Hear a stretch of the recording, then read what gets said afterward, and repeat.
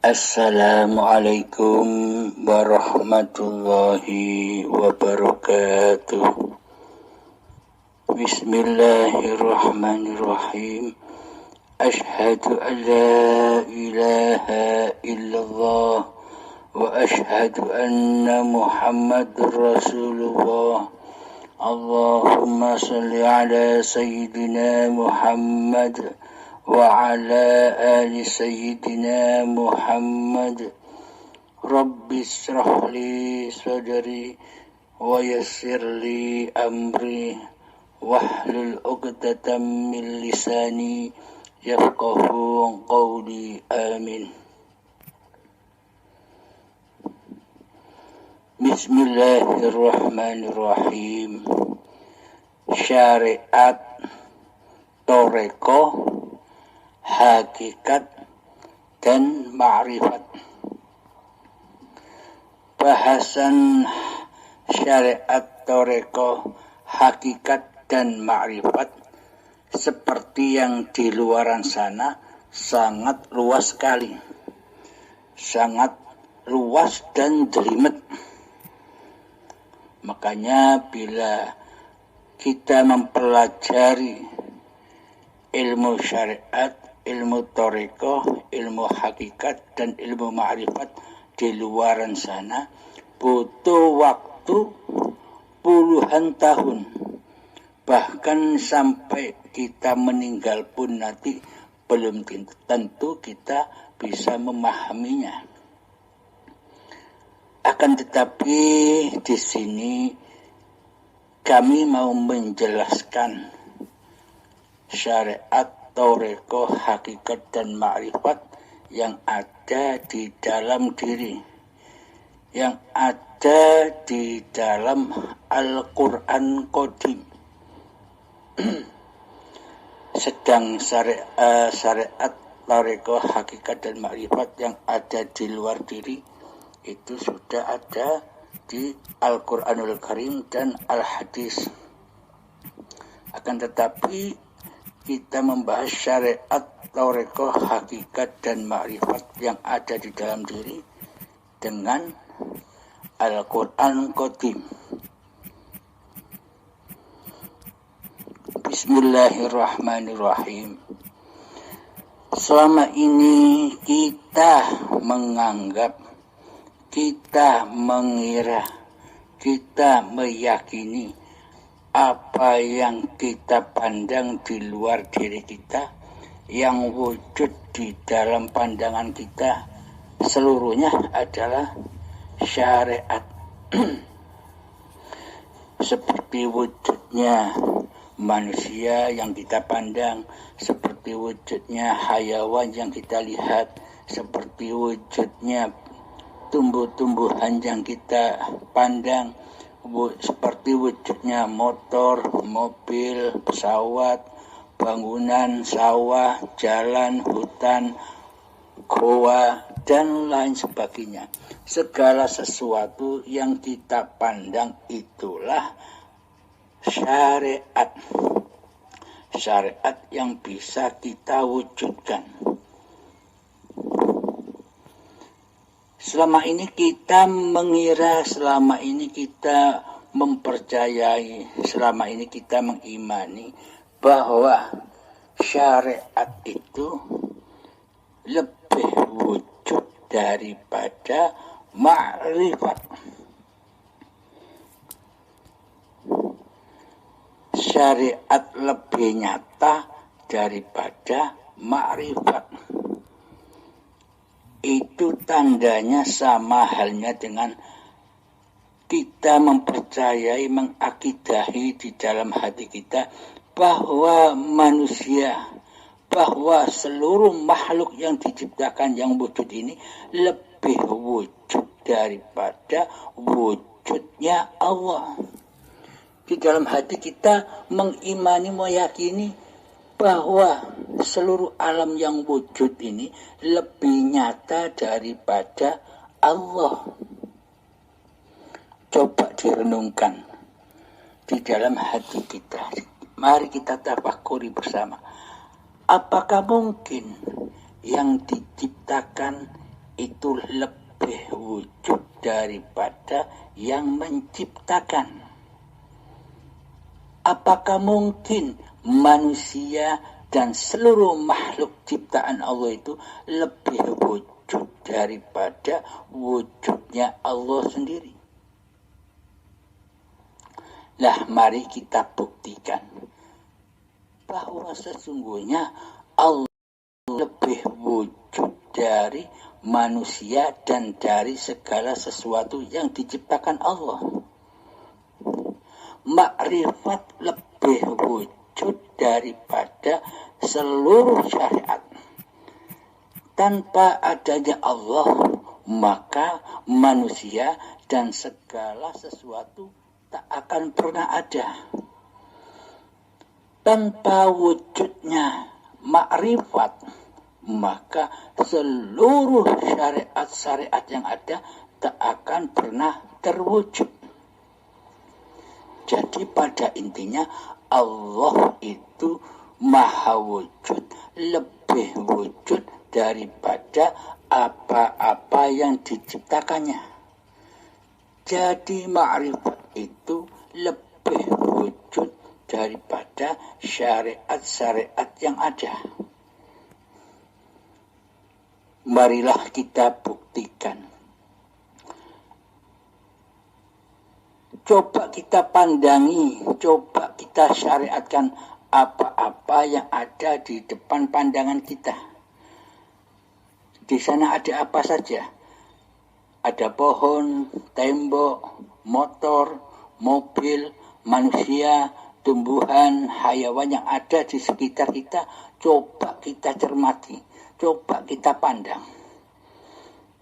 Nah, setelah kita pandang, hati kita meyakini, hati kita mengimani bahwa apa yang kita pandang itu semuanya adalah wujud. Semuanya itu adalah syariat. Syariat itu pasti kita bisa mewujudkannya. Contoh ketika naik sepeda, kita naik sepeda kan syariat itu wujud. Wujud badan ini naik sepeda. Sudahkah kita pandangi apa-apa di sekeliling kita? Sudahkah kita syariatkan? Sudahkah kita wujudkan semuanya apa yang kita pandang di hadapan kita? Lihatlah semuanya. Nah, itulah syariat. Apa-apa yang ada di pandangan kita, yang wujud di pandangan kita, seluruhnya adalah syariat. Semoga bisa dipahami ya tentang syariat itu. Selanjutnya, tanpa toreko, maka syariat itu tak akan pernah ada. Adanya seluruh syariat karena adanya toreko. Toreko itu apa? Maknanya, toreko itu adalah sifat penglihatan kita, sifat penglihatan mata kita untuk mewujudkan syariat-syariat yang ada. Toreko itu jalan penglihatan mata kita untuk mewujudkan segala sesuatu yang ada di hadapan kita. Tanpa kita punya sifat penglihatan, maka segala sesuatu itu tak akan pernah ada. Seumpama ada orang buta, atau ketika kita sedang tidur, mata terpejam, kan seluruh apa-apa yang di area kita, yang ada di dekat kita, kan kita tidak bisa memandang ketika kita tidur. Semuanya akan hancur. Meskipun kita di dalam kamar kita, di situ ada almari, ada sisir, ada kasur, ada guling, ada ban, dan sebagainya. Tapi kita tidak bisa menyaksikan dan tidak bisa mewujudkan di saat kita tertidur. Karena seluruh yang kita pandangi akan hancur, akan kiamat ketika kita terpejam. ketika kita mati. Maka tak akan terwujud oleh kita bila sifat penglihatan itu tidak ada. Bila toreko itu tidak ada. Nah, dengan toreko itulah maka wujudlah segala syariat yang ada. Dengan toreko, dengan sifat penglihatan mata, maka wujudlah apa-apa yang kita lihat. Semoga syariat dan toreko ini bisa dipahami. Mari kita lanjutkan kepada hakikatnya. Adanya syariat, adanya toreko, wujudnya syariat dan wujudnya toreko itu ada dan terwujud karena wujudnya hakikat. Adanya syariat toreko itu karena wujud nyatanya hakikat. Tanpa adanya hakikat, maka toreko dan syariat tak akan pernah ada. Jadi hakikat itu lebih wujud daripada toreko dan syariat. Apakah hakikat itu? Hakikat itu adalah badan kita ini dan mata kita. Badan yang ada di mata kita. Mata yang ada di badan kita. Itulah hakikat. Tanpa adanya badan kita, tanpa adanya mata kita, tanpa kita terlahir ke dunia ini, apakah toreko dan syariat itu wujud buat kita? Tanpa munculnya, tanpa hadirnya badan kita di dunia ini, maka toreko dan syariat itu pun tidak ada. Adanya syariat dan toreko itu bermakmum, berkiblat kepada hakikat, yakni badan dan mata kita ini. Dengan wujud nyatanya hakikat, dengan wujud nyatanya badan dan mata ini, maka muncullah toreko, sifat penglihatan mata. Dengan munculnya toreko, maka terwujudlah syariat. Maka terlihatlah oleh mata kita seluruh ciptaan-ciptaan Allah, ayat-ayat Allah.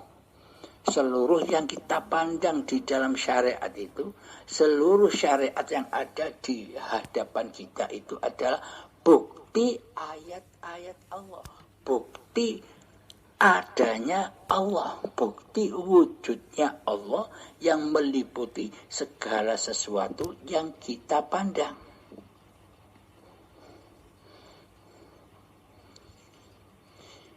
Itulah makna hakikat. Jadi, mana yang lebih wujud? Antara syariat, toreko, dan hakikat.